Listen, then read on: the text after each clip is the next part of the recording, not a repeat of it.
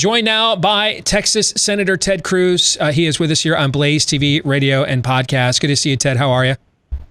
I'm doing well. And Steve, let me say I congratulate you on breaking news and really underscoring a new terrorist tactic from Antifa, which is to release killer wasps in the studio. You clearly have them rattled, and they're coming after you in a pretty frightening way. Well, apparently the murder hornets were real. We're learning that right now. Yes. Since you brought up Antifa, it was not on my docket to ask you about, Ted, but you brought it up. Earlier today, the director of the FBI said they are not a terrorist organization, but an ideological movement. What's your view of that? I'm tired of the FBI saying that. They keep saying that over and over again. It's politicized and it's inaccurate. We have seen, I chaired a hearing in the Senate. I chair the Constitution Subcommittee of the Senate Judiciary Committee, and the entire hearing was on the right peaceably to assemble and how we've seen were peaceful protests across the country that have been taken over by radical and violent terrorists that are engaged in assaulting fellow citizens, firebombing police cars, burning and looting stores and small businesses, murdering police officers. And Antifa, we went through in considerable length the evidence that Antifa is an organized national terrorist group with cells regionally divided. And I still think the FBI is not treating it with the seriousness it needs to be. And I have, for 2 years, been calling on the Department of Justice and the FBI to designate Antifa as a terrorist organization, and they stubbornly refuse. I mean, it seems to me, if you want to believe in a Wahhabist interpretation of radical Islam, and you want to blog about death to Israel and Yemen, or you want to talk about how much the United States is the great Satan in some desolate, remote part of Saudi Arabia, you're an ideological movement. When you start hijacking planes, though, and flying them into towers to kill innocents, you have moved beyond ideology to action then. And so if that action is not terrorism, like the acts that you just described, the looting, the rioting, everything else, if that's not terrorism, then exactly what is terrorism then? That's exactly right. And you know, you and I both saw the clip where Chris Cuomo was on TV, and he asked, where is it written that protests have to be peaceable? Right. And right. Of course, it is written in the text of the First Amendment to the Bill of Rights to the United States Constitution, the right of the people peaceably to assemble. I mean, that's right there in the text. And everyone has a right to speak. You have a right to protest, but you don't have a right to hurt someone else. And when you cross that line and engage in violence, you should be arrested, you should be prosecuted, and you should be put in jail for a long, long time.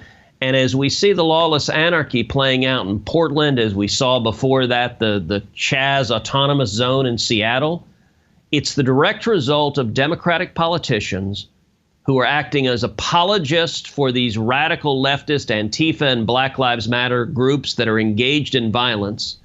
And it is political, and it's lawless, and it's dangerous. You know, the hearing I chaired on Antifa, 7 Democratic senators participated, and not a single one was willing to say even a word critical of either Antifa or Black Lives Matter, not the slogan, but the organization founded by avowed Marxists who are engaged in violent acts of terrorism. And today's Democrats are facilitating that violence. One more thing I want to ask you about before we get to the virus, the reply letter that CDC Director Redfield sent your office, and then his testimony yesterday. But President Trump and his administration helped to orchestrate a peace deal between United Arab Emirates and Israel a month ago.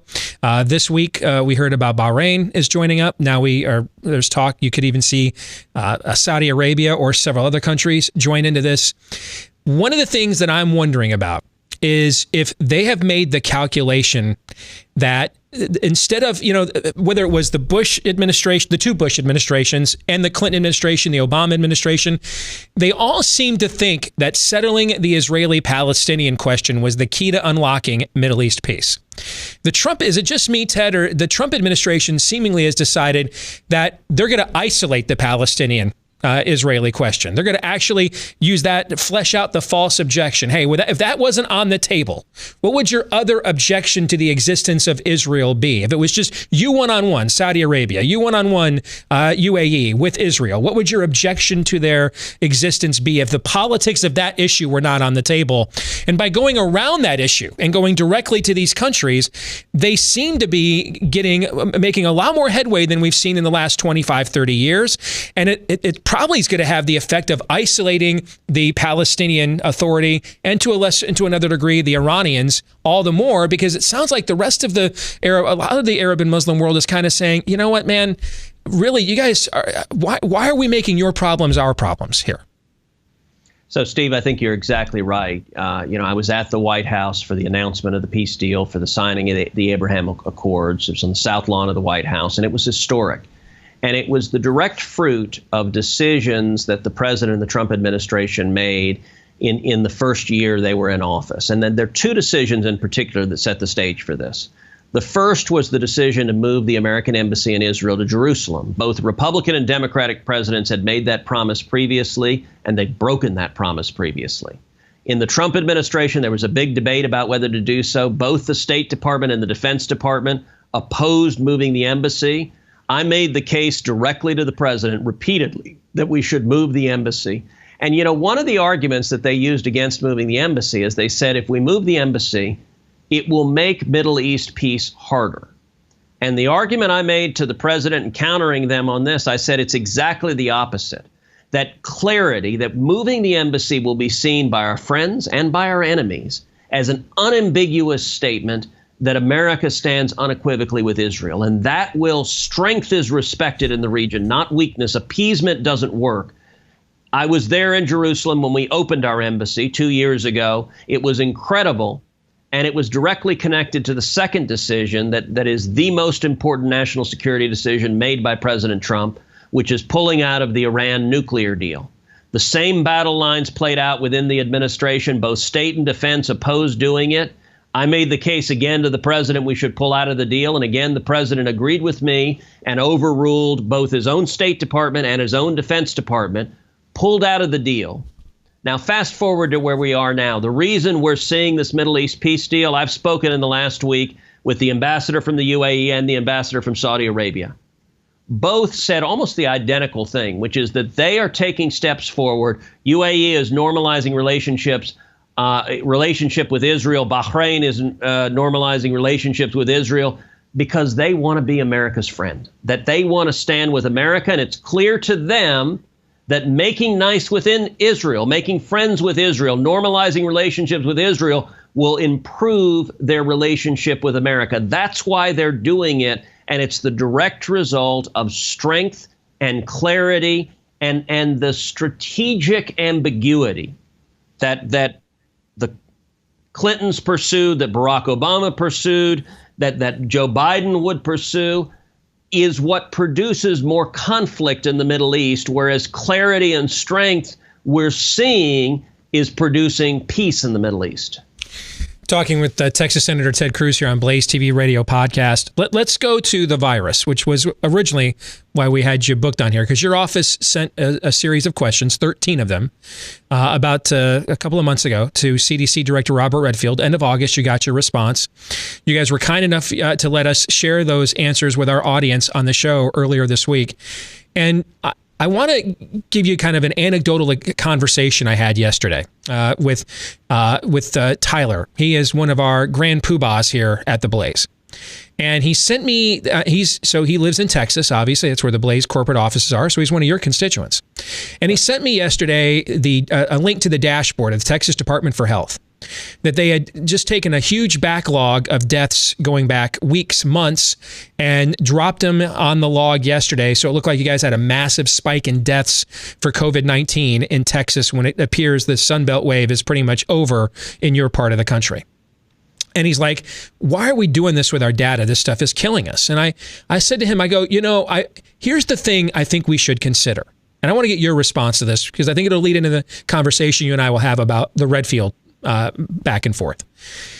If this thing had not been politicized, If it had not led directly to public and draconian public policy, what businesses are essential, whether you can leave your home, if you're in Michigan, can I plant a garden? Okay. If it had not led to these kinds of draconian public policies, like we had a really bad flu season, as you know, Ted, in 2018. People like you and I didn't sit around watching the data come in real time. Like, we didn't know, like, on April 15th that they were counting flu deaths from January that they just finally coded. And no one cared to know because it wasn't relevant to know how the sausage was made, because I wasn't asked to shut my life and business down because of how bad the flu season was. Meaning that this process may always be like this. It's not corrupt. It's just never been politicized to this extent. So we had no reason to pay attention to it. How much of that do you think is factoring into this? That really things on a medical level aren't being handled much differently than they probably otherwise would be with normal outbreaks. But given the draconian public policy associated with this, we are just simply not prepared from a data standpoint to satisfy people's curiosities when their lives are basically threatened on not just medically, but also from a socioeconomic perspective by the virus. Look, I think that's a fair point, and it's an important point. You know, I remember I used to have a former boss of mine who told me early on when I was just starting my career. He said, never blame on malice what can be explained with incompetence. And listen, it's just life is hard and complicated, and any endeavor is hard and complicated, but particularly dealing with this pandemic, with this virus. There are a lot of questions we don't know. I've through the whole course of this had conversations with CDC, with HHS, with epidemiologists, and at different points in time, they've given me answers that are directly contradictory to each other. Now, do I think they were deliberately lying each time they contradicted? No, I think our state of knowledge is limited. We're learning more. And I also think as individual data points get reported, there are a lot of players, in particular both partisan Democrats and the media, who take every factoid they can and they're pushing it for partisan advantage. They're pushing it to deceive, and their objective is simple. The purpose, anytime there's any fact that they can exploit, their objective is to defeat Donald Trump. And it's such a hyper partisan context. So, look, let's take as an example, you and I talked about at length. You did about a week ago my podcast, Verdict with Ted Cruz. It's, by the way, a great episode, so go check out Steve on Verdict. But we talked at considerable length about the New York Times article and study on testing and laying out the results of their, it seemed like, pretty careful examination that the tests being used in the United States are far too sensitive, and that many of the positives they're coming up with are people who are not sick, not going to get sick, and not contagious, but have trace amounts of the virus in their system, and making the case that we should instead focus our testing on people that have significant amounts of virus in the system, such that they're likely to get sick and they're contagious. I think that is an incredibly important study that has been almost totally ignored in the political world because it's inconvenient and it doesn't fit the political narrative the press is trying to drive right now. I mean, I posted a link with that explanation on my Facebook page. Facebook sent me a notification that one of their independent science fact checkers said this was false. So the New York, did they notify the New York Times? It's their study. Did they notify them that it was false? I don't know. Apparently, if the New York Times reports it, it's not false. If Steve Deace reports the New York Times reports it, Facebook says that it's false. Now, with that being said, because I wanted to, mercy triumphs over judgment. I want to offer Dr. Redfield the benefit of the doubt, because now the hammer's going to kind of drop. More than a couple. Several of the answers that he sent your audience, I gave the Spock one eyebrow, and I even threw in a come on, man, on a couple of them, okay? The one in particular, I think, takes the cake. We're doing this social distancing, shut everything down, don't have mass events, et cetera, et cetera. I mean, his institute was recommending mail-in voting a few months ago, CDC was, remember that, right? Back in May, I think it was. Now, when you guys asked him, hey, what's the largest gathering of human beings the country has had consistently since March? The protests, There's been peaceful protests. Some devolved into riots. Some were always riots. But these have been the largest gatherings we have had of people since. How in the world can he tell your audience, Ted, or tell your office, that they have no plans to study how the virus gets spread at the largest gathering of human beings that we have had in this country in this calendar year, given that we're practicing all this social distancing, kids are still not in school in some places because we can't put people together, so we don't want to study how much the virus spreads when these people actually come together? How is that even possibly justifiable? Well, as you know, the discussion about this virus is so wildly politicized. I've joked, since this virus originated in China, it must be a communist. It's very woke, and it knows enough that if you have a political gathering of Republicans, then the virus is going to devastate kill everyone there. But if you have a protest, the virus is woke enough that it doesn't affect people there. I mean, it's ludicrous. It's obvious that what's going on when someone says that, it's not science, it's politics. They're not pretending to engage in science.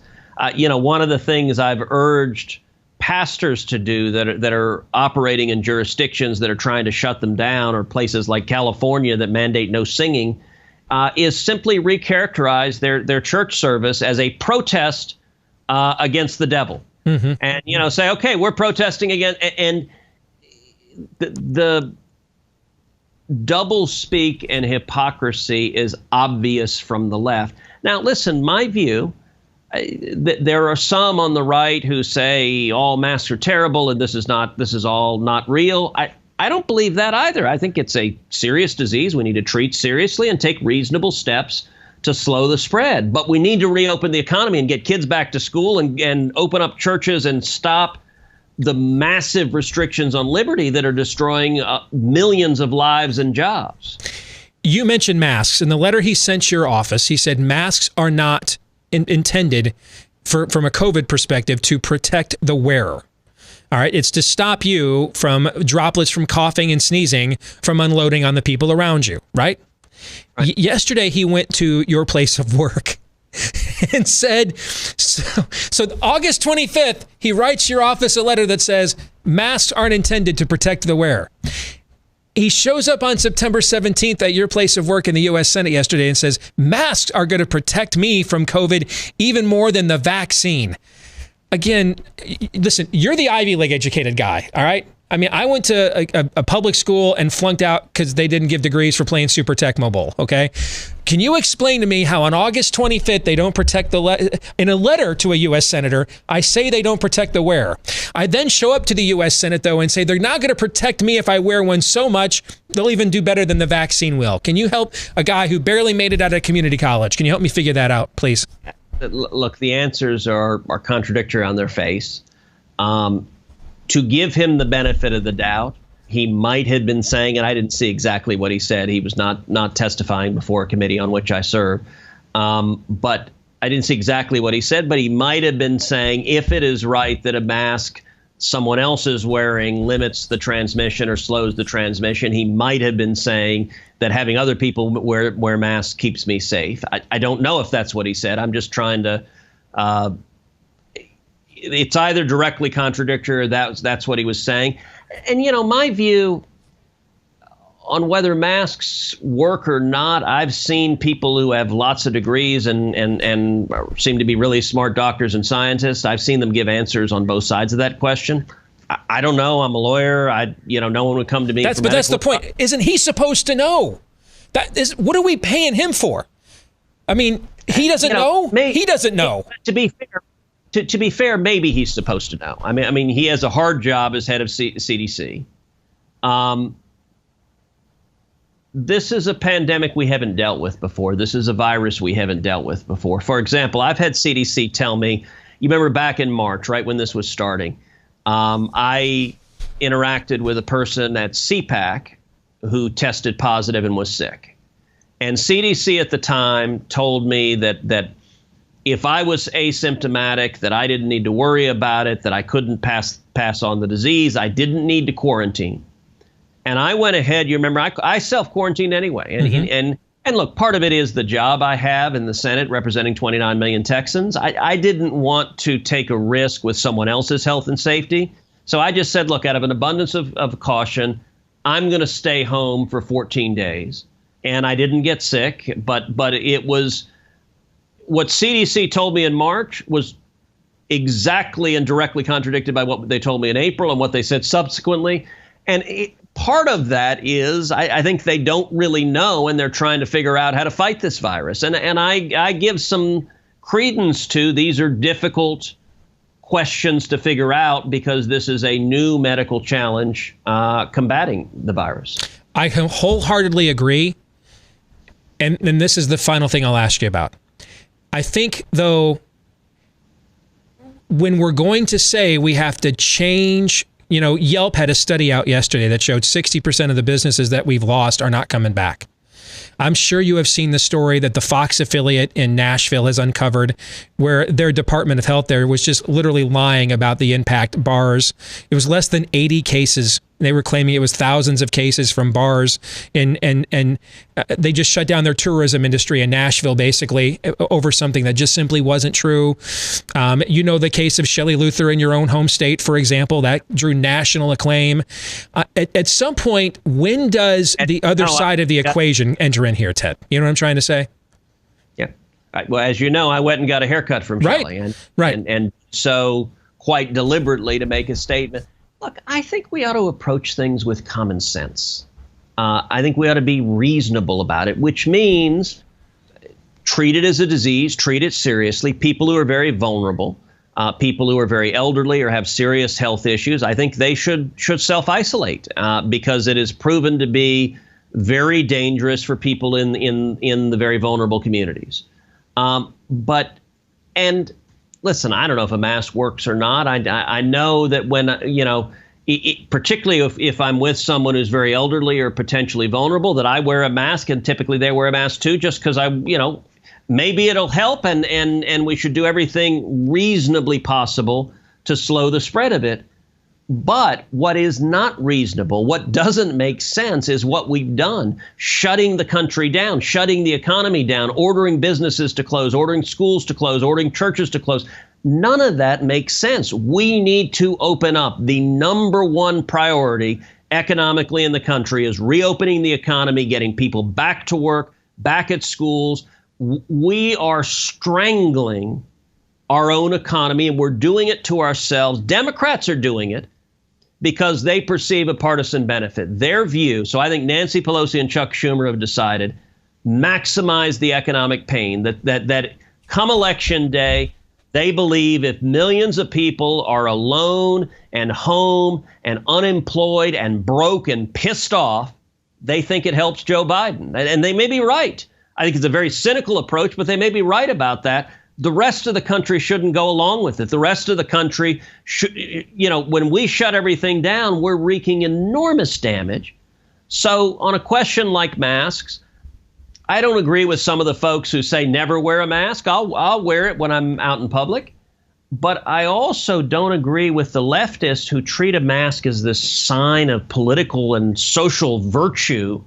I remember I was on the Senate floor a few weeks back, and there was a Democratic senator giving a floor speech, and he was wearing a mask, and there wasn't anyone within 20, 30 feet of it. I mean, it was all about look at my purity. Mm-hmm. I think that's nuts. I completely agree. Yep. We need more common sense, I believe. Good to see you, brother. Thanks for joining us today here on The Blaze. Take care, all right? Thank you, Steve. You too. Take care.